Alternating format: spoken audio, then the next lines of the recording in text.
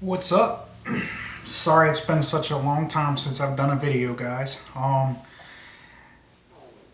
This video is going to be labeled hand plane restoration. I won't have any pictures in the video of what the hand planes looked like before.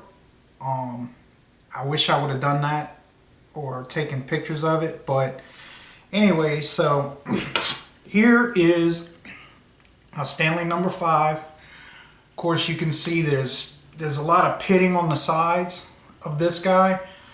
The bottom, it took a good while to get it flat, but it is flat. I have a little bit of nastiness right here in the corner. I guess you can see that, but for the most part, this guy is nice and flat. So I'm not planning on using this guy as like a smoother. I'll probably use it much more as like a scrub plane. I'm just gonna see how it goes as far as what it's capable of. So again, it was spray painted yellow, which was a nasty yellow, and the plan wasn't to go through this and, you know, repaint it and do all of that stuff. I just that's not what I wanted to do. I just wanted to get it in working service. So I love the way the handles came out. You know, it's the original handles. On these guys, I was able to use polyurethane, and I used polyurethane on this handle as well, and polyurethane on this knob, right? The crazy thing is this handle, this is my number 4, by the way, on this handle and on this knob, on this number 5, I could not get the polyurethane to dry.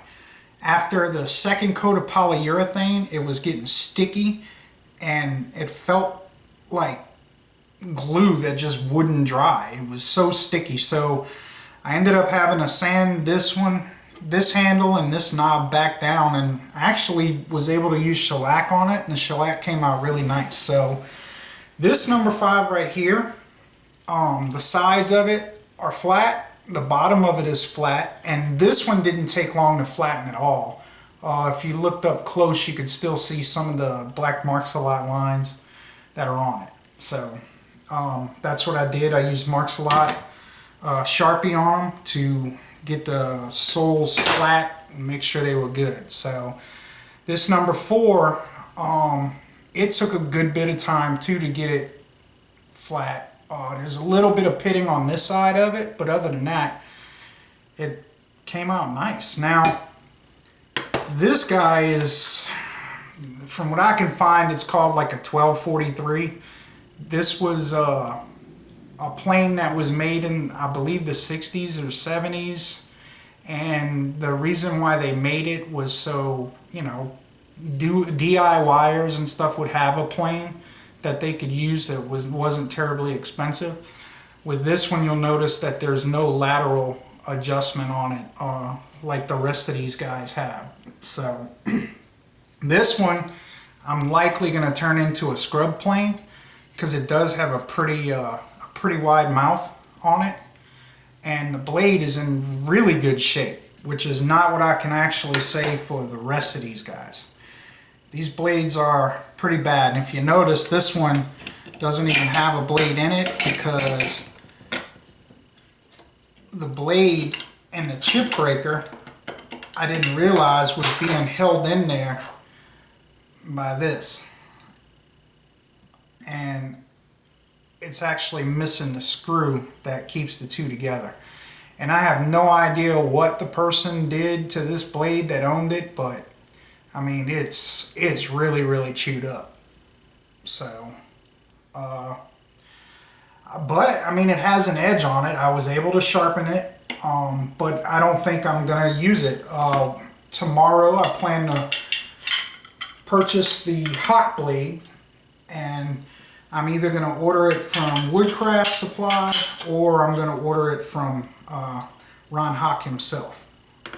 Now, like I said, I just got these guys cleaned up as best I could. They did have a lot of rust on them, except for this one. This one here, this is the shape it was in when I bought it, and I only paid like 20 bucks for it. So, I'm new to this. So when I was looking at these guys, I really didn't know what I was getting myself into, but I'm glad I did it. I had a lot of fun restoring these hand planes, and like I said, they're in pretty good shape as far as the functionality of them go. Yes, the blades need to be replaced, and at some point I plan to buy blades for all three of them, and then like I said, turning this one into a scrub plane.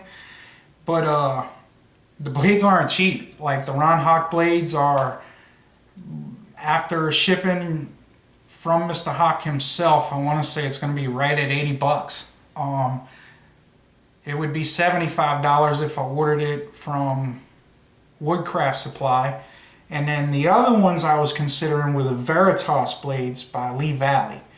And the Veritas blades seem to be really good blades as well.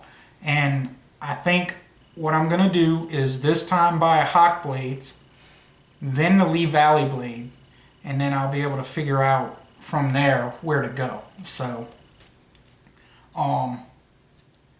another great thing is that these three all take the same size blade. So if I was using the number 5, which of course everybody calls the jack plane, and this number 4 is a smoothing plane, and I'll actually be able to switch the blade out. I mean, I know that's not the best way to go about it, but that's going to be my options for now. So one of the things that I wanted to talk about in this video is the flattening process. You take a Sharpie, you draw lines or whatever it is you're going to do with it. There's many videos on YouTube about that. And get it flat. I mean, the most important places for it to be flat are in the front, here by the mouth, and then here in the back. And then, take you a square and put it on the edge and make sure that, the square lines up the way it's supposed to. One thing I don't see a lot of people talk about when they are showing videos of restoring these is how messy the dust is.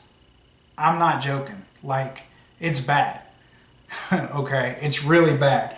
The dust gets everywhere. Like, I really need to clean up my bench and a lot of other things. I was wearing this Harbor Freight mask, and of course it's all torn up.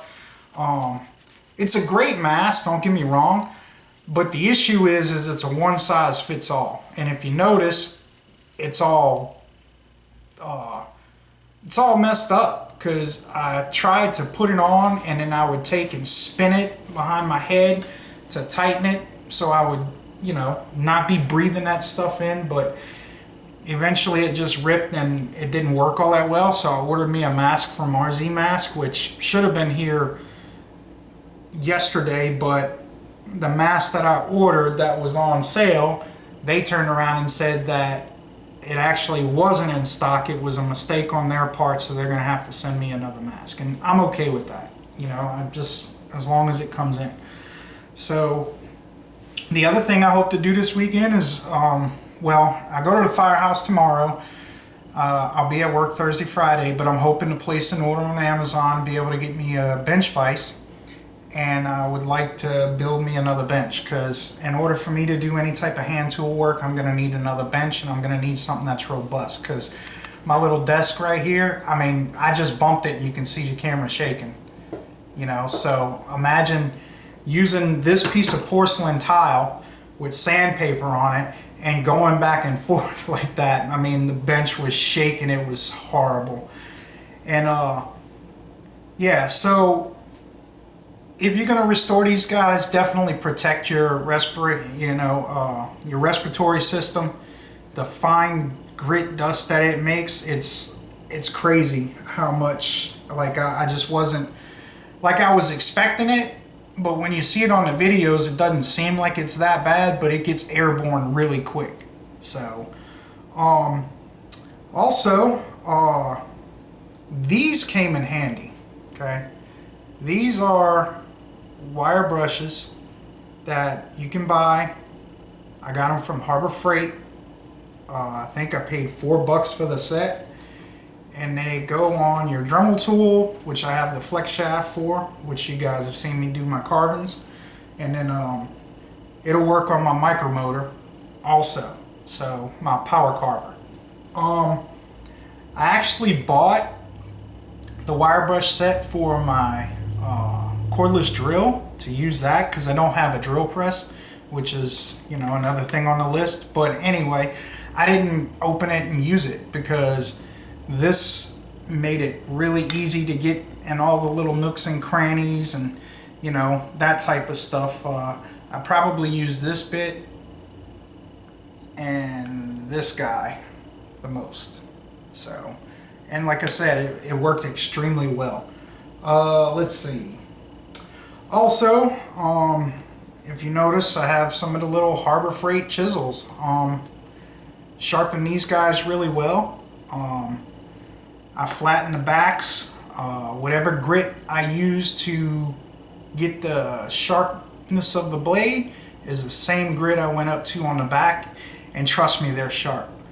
Just to prove it, you guys can see, I was sharpening yesterday, and when I went to set it on the side over here, it fell. Well, when it fell, I went to grab it and it hit my leg, and it was standing straight up like this on my leg. And this is, I think, is it this one? No. It's this guy who cut me. It landed just like that, and it split about an inch. And it was wide enough for stitches, but I'm not going to pay $300 to go to the ER to get 2 stitches. So I just butterflied it. It actually opened up again today. That's why you see the butterfly stitch on there. That way I don't have to, I don't know. Hopefully I don't have to worry about wearing gloves too much while I'm at work Thursday and Friday. If I do, I do. It's the way the world works. So, and of course, these are some Harbor Freight chisels here. Again, $5. You know, I did the same thing with these guys. It took a while to get them, you know, sharpened and flat on the back. So that's another thing I'll say about the whole sharpening thing. If you're gonna restore hand planes, I would consider getting sharpening stones. I bought the little Smith's Tri-Home. Let me see if I can, it's actually drying out right now. I had to clean it up. And then I also bought a cheap stone from a local hardware and supply shop local to my area named Gabriel's. They have like the Ace Hardware stones.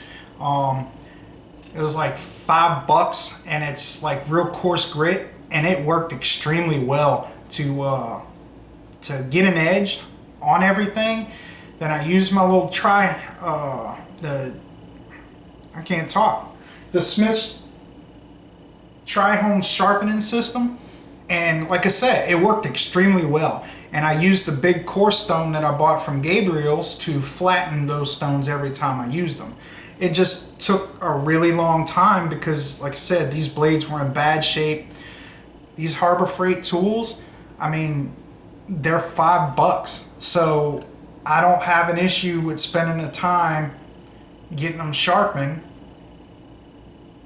and paying that cheap for them. Now, I do plan on getting me a nice set of chisels, which will probably be mortise chisels. I don't know if I'll buy an entire set. I may just buy 1 or 2 of them, but we'll see how that goes down the line. So, I said all that to make this point. You're going to go through a lot of sandpaper. So if you're going to spend the money on sandpaper, I would advise going on Amazon and looking at the sharpening stones and the diamond sharpening kits that they have. I think I'm going to be ordering that tomorrow. They have the, I want to say it's the DiaSharp. It's a 400 and 1000 grit diamond stone. It's 400 on one side, 1000 on the other. I want to say it's like $44 right now. And then I'm probably going to order like a Shapton 12,000 grit stone. They have a couple others that are like 12,000 grit, which run anywhere between $49 and, I mean, heck, you could spend almost $300 on one of those stones. But I'm not doing that. I'll buy a knockoff brand from Amazon and just use it. Check the reviews and see what the people are saying about it, because people buy them and we'll just see where it goes. So that would be one piece of advice that I would give when it comes to that, is if you're gonna do it, you might as well just go ahead and do it right, especially when it comes to sharpening the blades and all. Now, when it comes to the surfacing these guys, of course sandpaper is going to be your best bet. If you can buy the adhesive back sandpaper in like long strips, I would advise doing that. If not, this is what I used. I bought some Loctite spray adhesive, and this is the temporary one. So what I did was I would spray the porcelain tile and then just stick the sandpaper to it, and it held extremely well. Extremely well. I tried the 3M sandpaper that's supposed to be specifically for metal, and they say that you can use it wet or dry. Here's the issue I had with that. The minute I started sanding on it while it was wet, everything like I know it's not sand, but the aluminum oxide or whatever it was, I mean, it just started coming off right away. So the sandpaper didn't last long. Now, with it dry, it did last a while. But what I ended up doing was I had a bunch of these belts for my belt sander that I've never used, and I cut them, and I ended up using a spray adhesive and putting it down like that, and I would just go across it, and then I would take my little vacuum cleaner, and then I would suck up the dust off of the sandpaper every now and then just go back to it. I mean, the belts, I didn't throw them away because I could probably still keep using them. So but I just wanted to do this video to give you guys an update about what's been going on. I haven't been able to do too many carbons or things like that, because when I bought these hand planes, I didn't realize what it was really going to take to restore them, but it's worth it. I mean, it really is. Like, I love them. I think I'm going to get a bunch of good use out of them, and I'm excited. I can't wait to build my bench, so alright guys, well, I appreciate y'all watching the video. Stay tuned. If I am able to get the things I'm hoping to this weekend, I'm going to start working on building a bench. It's not going to be a big bench, but I do need it to be hefty and something that I can put a vise on and be able to at least put some bench dogs in. So I appreciate everybody watching my videos, and yeah, I think I'm hooked on hand planes, man. I can't wait to start getting these guys, start putting them to work. Let's say that. So, alright y'all.